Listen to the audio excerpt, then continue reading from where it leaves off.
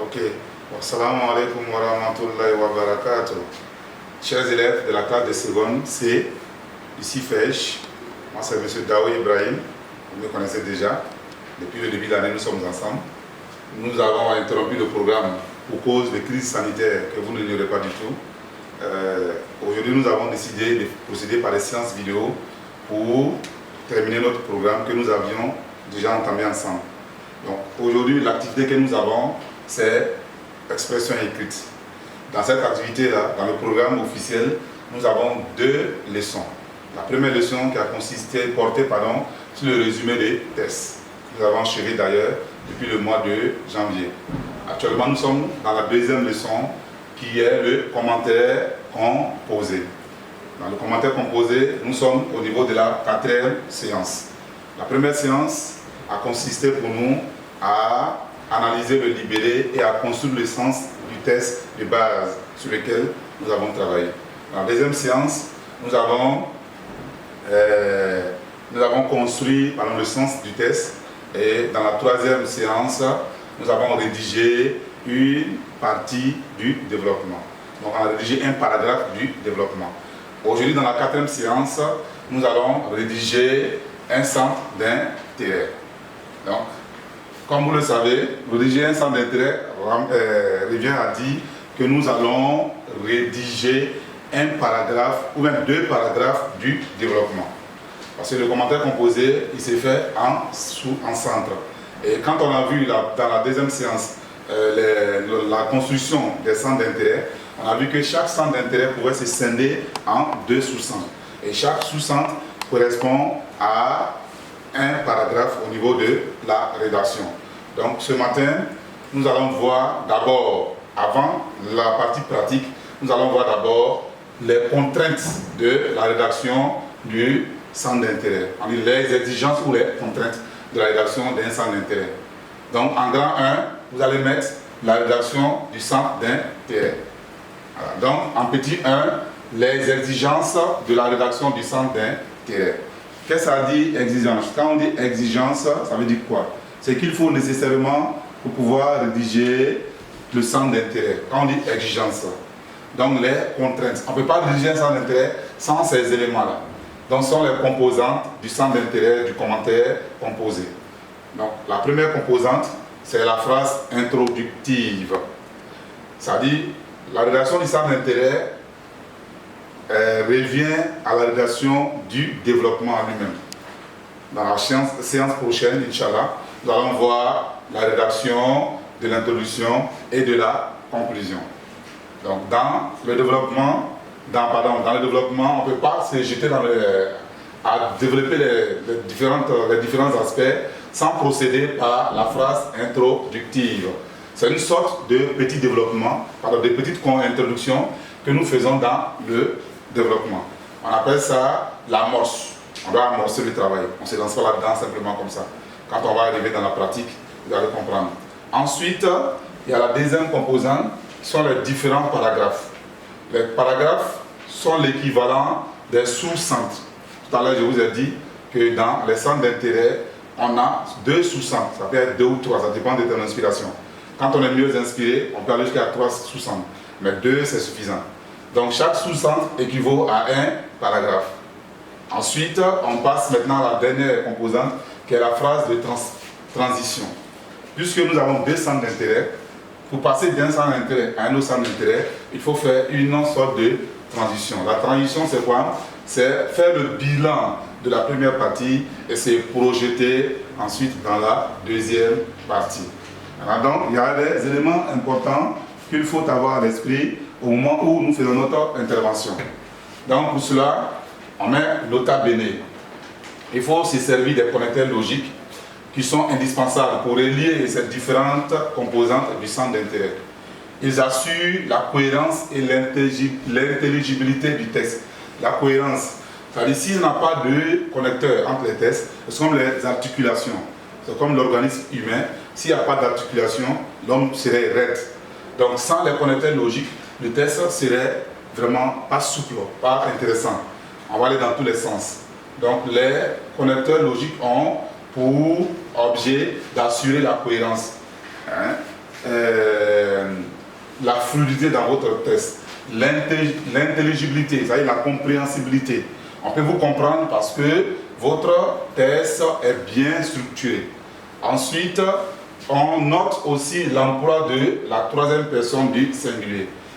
On ne personnifie pas son intervention. On ne dit pas je, on ne dit pas nous. C'est un travail objectif que nous faisons. Nous analysons les tests. Nous, on n'intervient pas. On ne fait que dire ce qui est dans les tests.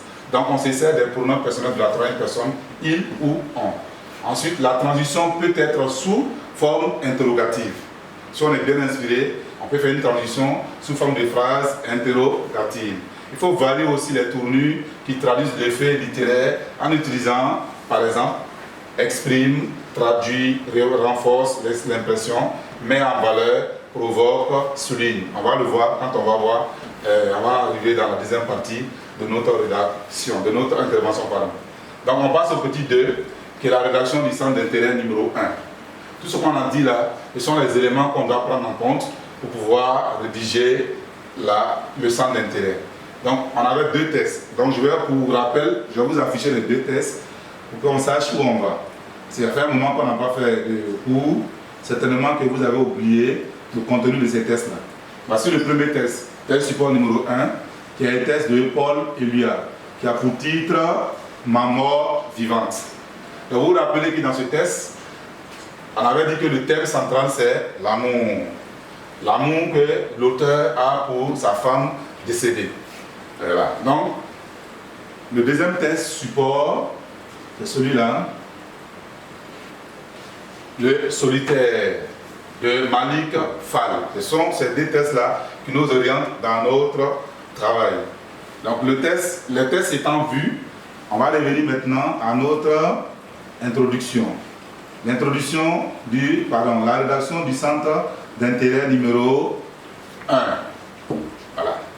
Donc, pour rédiger un centre d'intérêt, on a dit qu'il faut des composantes. La première composante doit être la phrase introductive ou bien l'amorce. Ouais, ce poème prend l'allure d'un chant de célébration de l'amour que l'auteur éprouve pour sa bien-aimée disparue. Vous voyez, on a fait une phrase qui nous permet de nous lancer dans la rédaction en tant que telle. Ça, c'est pas l'introduction, hein. Ça, c'est le développement. Vous devez comprendre.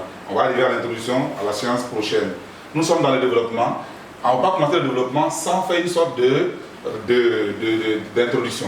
Donc, c'est une petite introduction qui est au départ du développement. Il perçoit un amour solide, éternel et proche de l'union. Donc, les indices qu'on avait repérés dans le tableau, dans la première séance, en construisant le centre du test, sont ces indices-là qui vont nous permettre de rédiger le centre d'intérêt. Donc, vous avez déjà vu ça, donc certainement, vous ne devez pas avoir de soucis à ce niveau-là. Maintenant, d'abord, c'est un connecteur logique, tout à l'heure on l'a dit, il faut se servir des connecteurs logiques. D'abord, ça nous permet de structurer notre test. D'abord, c'est le caractère éternel qui insiste, sur lequel il insiste, pardon, il y a une erreur de frappe ici, sur lequel il insiste. C'est sans doute pour cela qu'il a pu employer l'oxymore ma mort vivante.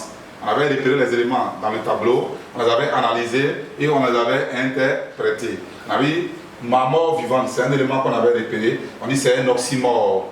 Et on a déjà vu en perfectionnement linguistique, l'oxymore c'est quoi? C'est une figure de style qui consiste à mettre en rapport deux réalités qui sont en apparence contradictoires. Une morte, quelqu'un qui est déjà mort, ne peut plus être vivante. Donc ces deux réalités contradictoires combinées ici, son effet, qu'est-ce qu'il recherche? Et ça on appelle l'effet d'essence. Quel est l'effet recherché par l'auteur à travers cet emploi-là? C'est pour transcender la mort. Malgré le décès de sa femme, elle survit en lui. Donc son amour est éternel. Voilà pourquoi on a dit le caractère éternel de son amour. Cette femme-là, malgré qu'elle n'est plus vivante, elle continue de vivre à travers l'amour qu'il éprouve pour elle. Donc ça c'est le titre du texte, là c'est le repérage. Et l'hyperbole. L'hyperbole c'est une figure qui consiste à exagérer, à extrapoler. Hyperbole, ma vie en ton pouvoir, que j'ai pu infini. Vous vous rappelez, on avait déjà commenté ça. Si vous avez des difficultés, vous pouvez me contacter sur le groupe dans lequel nous serons tous. Cette opposition, d'abord, l'opposition se trouve à quel niveau ici? Au niveau de l'oxymore et de l'hyperbole. Cette opposition fréquente qu'il fait entre la vie et la mort, loin d'être banal, révèle son refus de constater l'évidence. Quelle est cette évidence-là? C'est la mort de sa femme. Mieux, il masque cette absence par une exagération de la durée de sa vie. Cela trahit son désir de présenter Nouch. Et vous avez dit Nouch, c'est sa femme. Hein. Ce n'est pas un poème inventé de toutes pièces. Sa femme a bel et bien existé. Nouch comme une vivante, pas ici, plus active que les vivants. Il pense surtout que son amour pour celle-ci est une donnée soumise à la dictature du temps et des événements. À côté de cela, on constate l'emploi d'un nombre très important de pronoms et d'adjectifs. Je vais m'arrêter là pour l'instant. Les premiers éléments qu'on a exploités sont les figures de style. C'est ce que vous constatez. Donc, quand on a fait le tableau de référence, nous sommes entrés par les figures de style. C'est ça qu'on a exploité ici. Deuxième élément, c'est ici que nous allons exploiter, ce sont l'énonciation, les pronoms personnels de la première personne. Donc, à côté de cela, vous voyez, à côté de cela, on avait ici d'abord, premièrement, deuxièmement, on dit à côté de cela. Vous voyez, ça structure notre intervention. Dans les commentaires logiques ont une importance capitale dans la structuration du test. D'abord, qui nous a permis d'annoncer, de rédiger la première partie de notre centre d'intérêt. Ensuite, on dit à côté de cela. Donc, le deuxième aspect, c'est là, c'est ce qu'on va voir ici. À côté de cela, on constate l'emploi d'un nombre très important de pronoms et d'adjectifs possessifs de la première personne. Je, j'ai apostrophe, mon. Et de la deuxième personne, tu, ta, notre. On peut comprendre par cette perception qu'il a de son couple. On peut comprendre par cette perception qu'il a de son couple entrevu comme une vie, entrevue comme une unité. C'est-à-dire que lui et sa femme forment une seule entité. C'est-à-dire les deux sont entremêlés. On parle d'osmose entre les deux. La récurrence de présence des pronoms de la première personne et de la deuxième personne dans le test là nous donne l'impression qu'il y a un dialogue entre lui et sa femme. Et cette femme-là, elle n'est plus en vie. Donc quand on attribue, on donne les caractéristiques des vivants à un être mort, on appelle ça, on a déjà vu en classe, certainement vous allez vous rappeler, c'est la prosopopée. Vous êtes censé connaître toutes ces figures, hein? On a déjà vu ça. Donc, on va continuer notre rédaction. Troisième étape, on a déjà analysé d'abord l'emploi des pronoms. Ici, on continue l'analyse. Le tu est un écho du je, comme je l'ai déjà expliqué tout à l'heure. C'est-à-dire les éléments d'un même phénomène unificateur. Ça montre l'osmose entre les deux êtres, le poète et sa femme défunte. On voit que l'action des deux personnes se complète. Pour cela, on peut dire que le poète voit une unité à la place du duo, révélant par là la force de son amour. Maintenant, on va faire une transition pour passer au deuxième centre d'intérêt. Mais comme l'intitulé du cours, c'est la rédaction du centre d'intérêt numéro 1, ça c'est pour juste vous habituer à procéder à la formulation des transitions. Sinon, ce n'est pas nécessaire ici. Tout l'espoir que le poète continue de voir son amour solide, éternel et vivant. Sous ces multiples qualificatifs, l'auteur ne cache-t-il pas en réalité la douleur causée par la perte de cet être adoré? Donc vous voyez, on a mis un point d'interrogation ici, il y a une erreur de frappe. Et on se projette, on a dit là, je dis tout à l'heure là que la transition peut être sous forme interrogative. Vous voyez, on peut la faire ici. Donc on se projette dans le deuxième centre d'intérêt. Heureusement ou heureusement, il ne nous est pas demandé dans le programme du ministère de rédiger les deux centres d'intérêt au cours de la séance. Donc on peut s'arrêter là, Inch'Allah, pour cette étape-là. Mais le cours en lui-même n'est pas encore achevé parce qu'il y a une évaluation à la suite. Ce qu'on a fait pour le test 1, puisque vous êtes censé avoir les deux tests, vous devez le faire pour le test numéro 2. Rédiger le centre d'intérêt numéro 1 du test numéro 2. Vous avez 30 minutes pour le faire, normalement, dans la situation normale. Comme ce n'est pas le cas, je vais vous afficher la rédaction moi-même. On va aller plus vite.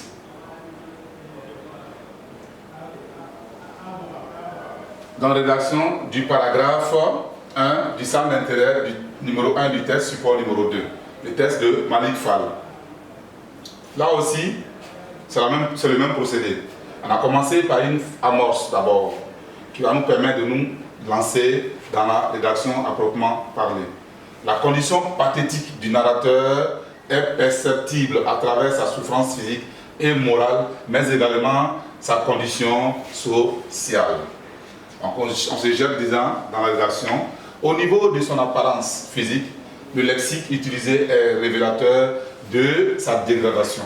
Les mots employés que sont une traque, un coup de pied, famélique et las, effondrement, la saleté, la maladie, appartiennent au vocabulaire dépréciatif.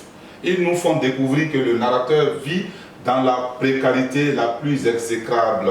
La souffrance est telle que son corps n'est pas épargné. Ainsi, le narrateur apparaît vulnérable et très fragilisé. Cet état lamentable du personnage est perceptible au simple regard. Bien plus, la souffrance qui est le lot du narrateur, a des implications terribles sur son état physique. Son état psychique, il en découle une souffrance morale qui reste sans consolation. Il ne peut alors qu'avoir une mauvaise image de sa personne. Il se dévalorise. C'est sans doute pour cela qu'il dit « Comme moi, ce chat puait la saleté ». Ligne 6-7. On le voit, il se compare au chat abandonné qui brise sa tranquillité. Il ne s'arrête pas à cela car il élève le chat à la dimension de l'homme. Nos yeux se croisèrent. Je détournais le regard. Cette personnification du chat montre même que c'est le narrateur qui est intimidé par la dignité du chat. Le narrateur se perçoit donc comme un être inférieur aux animaux. Si le narrateur expose sa misère physique et sa déchéance psychologique, ce n'est pas seulement pour apitoyer son lecteur, n'est-ce pas, pour exprimer son désir d'y échapper. Donc vous voyez, ça c'est la transition pour nous projeter dans le deuxième centre d'intérêt.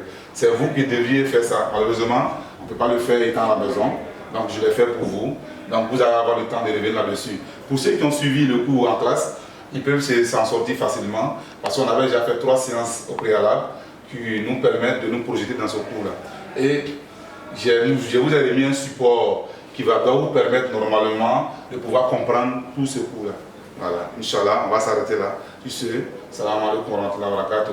Si vous avez des questions, vous pouvez me contacter sur le groupe WhatsApp, ce que je vais créer d'ailleurs dans quelques heures, Inch'Allah. Bon, salam alaikum wa rahmatullahi wa barakatuh.